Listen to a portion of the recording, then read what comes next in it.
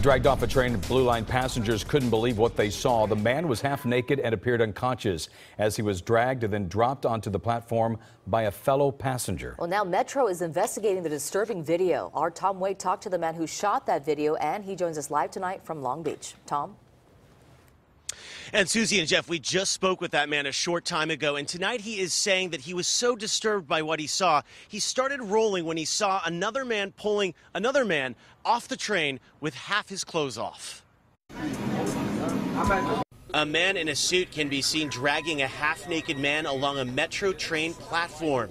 He then pulls the man's pants up before returning to the train and then going back outside to dump some belongings. Somebody please hold the door. The man on the platform appears unconscious. Dude just had a seizure. But this white boy is going to drag him off the train so he don't miss his ride. For several minutes, as the camera is rolling, the man on the platform does not appear to move. The guy in the suit then tries to explain himself. There's low control on this train if you want to get home. Long Beach paramedics confirmed they went to the Wardlow Metro train yesterday after getting a 911 call about a man having a seizure. He was then taken to the hospital, but we do not know what condition he was in or what caused him to become unconscious. Metro released a statement that reads in part, "Obviously, this is very disturbing, and we never want to see this on our system. We're getting all the facts, including reviewing the video from the train and the platform." The man who recorded this video spoke with us tonight via video chat. They were saying he just had a seizure. He had just threw up on the train. So he just chose not to listen to any of us. And that's pretty much where my video began. Eventually, the man in the suit goes back out to check on the unconscious guy on the platform. Bro, are you responsive? And the man in this suit only went back outside after he was berated by passengers in that video. It's not clear if he's been identified yet. We did reach out to Long Beach police to find out if he's facing any citations or charges. They have not responded yet. Reporting live in Long Beach, I'm Tom Wade, CBS 2 News. All right, Tom, thank you. We have breaking news tonight out of Bellflower. Hazmat teams are cleaning up hazardous materials inside a building and the yard on a vacant lot. The lab chemicals forced the evacuation of 15 units at a nearby mobile home park. The EPA says the danger is minimal, but Hazmat teams plan to stay there until it's safe for the entire neighborhood. A Victorville councilwoman arrested at Hesperia City Hall, and she broadcasted it on Facebook Live. Am I being arrested? Well, are you refusing to leave? Am I being arrested? Have you been asked to leave? Am I being arrested? Ma'am, I need you to answer my question. If you don't answer my question, then I'm going to have to take action. Am I being arrested? Victorville Daily Press reports that Blanca Gomez was helping candidates file to run for Hesperia City Council. Gomez was asked to leave by city employees, as you saw there, but she was in an area that's not open to the public. Deputies say Gomez wouldn't leave and also refused to answer their questions. She was arrested for trespassing and resisting an officer. The Daily Press also reports that a petition to recall Gomez was approved by the city clerk today after she posted a video of the Hesperia mayor's body during a private open casket funeral. USC wants a criminal investigation into LA County Supervisor Mark Ridley Thomas. Yeah, there are questions tonight about a donation and the hiring of the politician's son as a campus professor. CBS 2 political reporter Dave Bryan joins us now to explain. Dave? A lot of questions tonight so far, not a lot of answers. There's been plenty of drama lately at USC, and now there's even more. And it has sparked the firing of a county supervisor's son, the demotion of a dean, and contact with the U.S. Attorney's Office.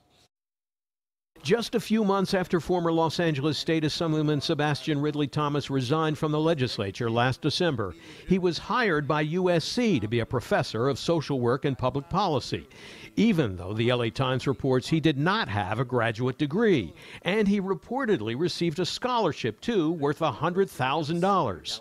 The Times reports USC administrators launched an investigation, and Sebastian Ridley Thomas was reportedly fired last month.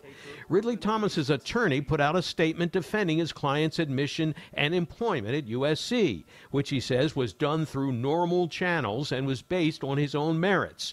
He said Sebastian Ridley Thomas was hired with the enthusiastic recommendation of the faculty. But the story doesn't end there, because in addition to the firing, the LA Times reports USC officials told the U.S. Attorney's Office that they were concerned about a $100,000 donation to the university from a campaign fund controlled by Sebastian's father, powerful LA County Supervisor Mark Ridley Thomas. And in the end, the $100,000 gift reportedly wound its way into the coffers of a nonprofit group outside the university, a group that the Times reports is run by Mark Ridley Thomas's son, Sebastian Ridley Thomas. It looks like SC was a pass-through for this money, and it looks like there were favors done for Mark Ridley Thomas and his son by SC getting a donation and then hiring the son for a job that he may or may not have been qualified for and that he may or may not have done. Now, the Times is reporting that USC has removed the dean who oversaw Ridley Thomas's hiring. But Sebastian Ridley Thomas's attorney said tonight that USC made a big mistake in firing him and indicated they may sue the university. Susie, back to you. Dave, thank you. The LA County DA's office is now looking into a rape claim against Backstreet Boys singer Nick Carter. Santa Monica police presented the case to the DA's office after a police report was filed back in February. Around that time, singer Melissa Schumann tweeted, quote, "I'm finally doing what I thought I could no longer do. I'm filing a police report, hashtag Time's Up." She had accused Carter in the past of raping her in the early 2000s. Carter has always denied that accusation. 4 dentists from Southern California have been released from jail. A woman accused them of raping her in Las Vegas, but defense attorneys say they handed over a videotape that proves it was in fact consensual. 3 of the men, Saman, Sina, and Poria Adalat, are brothers. Ali Badku Behi was also accused. One of the men's lawyers says damage has already been done. Oh, these allegations, the very allegation is extremely damaging. You can only imagine being a dentist and having some of your patients Google your name, Google your practice, and this comes up. It is overwhelmingly damaging. The alleged incident happened at the Wynn Hotel over the weekend. Well, thieves break into a local American Legion post, an organization that helps veterans and their families. They cleared out a rifle rack and a safe. And CBS 2's Greg Mills is live right now in Baldwin Park with the damage from that heist. Greg? And Jeff, this is the door they broke in through. You can see the damage right here. They were after that safe. It was a big safe too, 600 pounds, but they got it out right through that door. It's devastating. It's heartbreaking and devastating. Gail Poulier volunteers at American Legion Post 241 in Baldwin Park, and she discovered this when she came to work. It just put a knot in my stomach. Why would they do something like this when all we're here to do is to help, to aid the veterans? Somebody broke in through the side door and headed straight to the office, breaking this door off its hinges to get in. This was where the safe was. It was 1930 old antique safe, about 600 pounds. They pulled it out of here. They rolled it out. Inside the safe, about $3,000, money to pay for their veterans programs. This post has served San Gabriel Valley veterans in this building since 1961. Their vintage rifle collection virtually wiped out. The thieves got 2 authentic World War II rifles, but somehow missed this one. And we have people stealing from vets. 7 nights a week, this post is open to vets and their families. Tonight, a veteran volunteered to rehang the door in the office. Let's do it. In the ballroom, a pro wrestling show. You see, this post rents out this room quite often to raise money for their veterans programs, which they need now more than ever. One of the things we're going to need now is a better security system. They have a GoFundMe page. You can access that through our website, cbsla.com. Reporting live from Baldwin Park, Greg Mills, CBS 2 News. All right, Greg, thank you.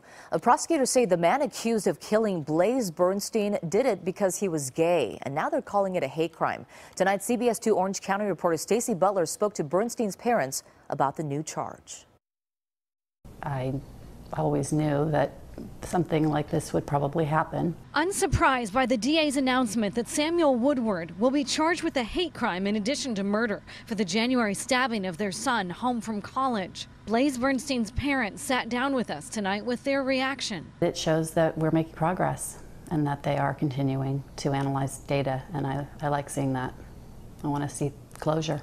The announcement of a new hate crime enhancement validated what the Bernsteins knew all along. that it was a hate crime. But it brings them little comfort to know that their son was killed because of his sexual orientation. There's no relief knowing that your child died because there are hateful people in the world. No, no one should die because of who they are. Hate crime expert Professor Brian Levitt says the hate crime enhancement does not mean the death penalty, but it does send a strong message. The designation of the anti-gay enhancer does affect the case. It doesn't allow for the death penalty, but what it does allow for is life in prison without parole. The district attorney referred to Woodward's ties to a neo-Nazi hate group, but he didn't charge Woodward in connection to it. As hard as it is, Blaze's parents don't want to focus on the hating, but on living in a way that would make Blaze proud. If we can change one person's mind from being somebody who's a bigot to being somebody who can actually learn to love, which can happen, then we've been given a gift. The Bernsteins know they have a long road ahead. A trial date hasn't even been set yet, and more charges could still be filed. In Lake Forest, Stacey Butler, CBS2 News. A judge has a man's mouth taped shut. Still ahead, the tense courtroom scene. Plus this. She was crowned Miss Phelan, but did her fresh ink get her dethroned? And the Dodgers going crazy tonight, setting a record for most runs scored by any team at Dodger Stadium. Jim Hill has a score fest just minutes away. Evelyn. And still hot and humid today. We're going to let you know what to expect for the weekend. I will tell you two things, warm and warmer. We'll have the details ahead. And here's a look at the guest tonight on The Late Show with Stephen Colbert.